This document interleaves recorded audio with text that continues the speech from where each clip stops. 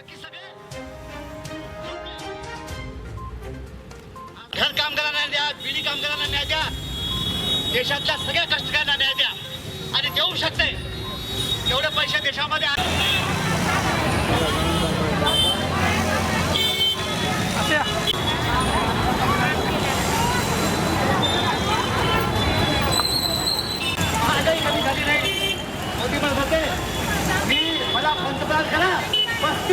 क्रांती दिनानिमित्ताने समग्र देशामध्ये डाव्या आणि पुरोगामी पक्षाच्या वतीनं आंदोलन चालू आहेत। नांदेड जिल्हाधिकारी कार्यालयावर देखील कामगार कृती समितीच्या वतीने आज आम्ही व्यापक आणि मोठ्या स्वरूपामध्ये धरणे आणि निदर्शने आंदोलन सकाळच्या 11:30 वाजल्यापासून करीत आहोत। आमच्या मागण्या आहेत, केंद्र सरकारने जे वादे केले होते, नरेंद्र मोदी सरकारने जे निवडून येण्यापूर्वी वादे केले होते, जन विरोधी काम करण्याचा सपाटा लावला, वादे विसरून गेलेत। त्यामुळे आज देशभरात आम्ही त्यांचा निषेध करत आहोत। मोदी सरकार चले जाओ हा नारा देऊन आज आम्ही आमच्या जे घरेलू कामगार आहेत, घरेलू कामगारांसाठी राज्य सरकारने 1500 रुपये जे वर्ग केलेले आहेत ते पैसे तात्काळ मिळावेत म्हणून 10 मे 2021 पासून घरेलू कामगारांचा सतत लढा नांदेडच्या जिल्हाधिकारी आणि नांदेडच्या सहाय्यक कामगार आयुक्त कार्यालयावर चालू आहे। परंतु नांदेडच्या सहाय्यक कामगार आयुक्तांनी व नांदेडच्या जिल्हाधिकाऱ्यांनी या मागणीकडे दुर्लक्ष केल्याचं आम्हाला जाणवतं। आमच्या गोरगरीब सुकलेल्या चेहऱ्याच्या घर कामगार धुनी भांडी करणाऱ्या ज्या भगिनी आहेत त्यांच्या खात्यावर आणखी पैसे वर्ग झालेले नाहीत आणि घर कामगारांना घर मालकाचं आधार कार्ड जोडण्याची सक्ती राज्य सरकार करत आहे असं आज लेबर कमिशनर साहेबांचं म्हणणं आहे।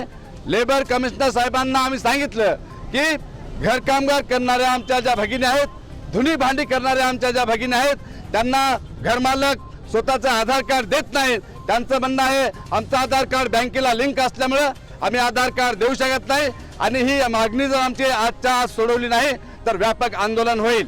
आशांच्या देखील मागण्या आहेत, बिडी कामगारांच्या मागण्या आहेत, असंघटित कामगारांच्या मागण्या आहेत, गटप्रवर्तक ताईंच्या मागण्या आहेत। या सर्व मागण्या घेऊन CITU या आयटक आणि वेगवेगळ्या पुरोगामी पक्ष संघटनांच्या पदाधिकाऱ्यांच्या नेतृत्वाखाली जिल्हाधिकारी कार्यालयासमोर भव्य आंदोलन चालू आहे।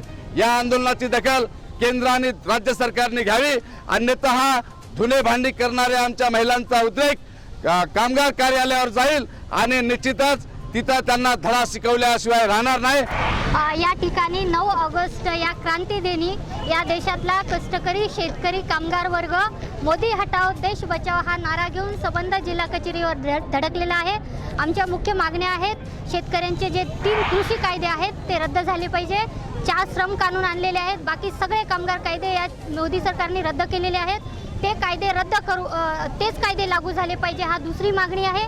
आणि या ठिकाणी आशा वर्कर्स, अंगणवाडी, गटप्रवर्तक, धुनी भांडी करणाऱ्या महिला, सगळ्या महिला सामील झालेल्या आहेत। स्थानिकच्या प्रश्नावर घेऊन आम्ही या ठिकाणी देशव्यापी आंदोलनामध्ये सहभागी झालेलो आहोत। या ठिकाणी नुसते कामगार कष्टकरीच नसून विद्यार्थी असतील, युवक असतील, महिला असतील, या सगळ्या आपापल्या मागण्या घेऊन या ठिकाणी जिल्हा कचेरीवर धडकलेले आहेत। जे गॅसची दरवाढ असेल, पेट्रोल डिझेल असेल, मोदी सरकारचे जे 15 लाखचे वादे असतील हा इशारा देण्यासाठी आणि ते मागण्यासाठी या ठिकाणी सरकारच्या विरोधात हा देश पेटलेला आज दिसून येत आहे। हे सगळे जे कायदे आहेत, जे शेतकरी आणि कामगारांच्या विरोधातले कायदे आहेत, लवकरात लवकर केंद्र शासनाने हे कायदे मागे घ्यावे, अन्यथा संबंध देश पेटल्याशिवाय राहणार नाही हा या ठिकाणचा इशारा आहे। ऑगस्ट क्रांती दिनी महाराष्ट्र राज्य अंगणवाडी कर्मचारी संघातर्फे आज इथे अंगणवाडी आणि आशा जन्मलेले आहेत। अंगणवाडी सेविकांना सेवा समाजाचा लाभ हा आतापर्यंत मिळाला नाही, हा तात्काळ देण्यात यावा आणि पेन्शनची योजना ही लागू करण्यात यावी या मागणीसाठी आणि मानधन नको वेतन हवे या मागणीसाठी आज इथे आम्ही आलेलो आहोत। आणि शासनाने जो आम्हाला मोबाईल दिलेला आहे तो तात्काळ परत घ्यावा आणि त्याच्या बदल्यामध्ये नवीन मोबाईल देण्यात यावा या मागण्यासाठी आम्ही इथे आलेले जमलेले आहे।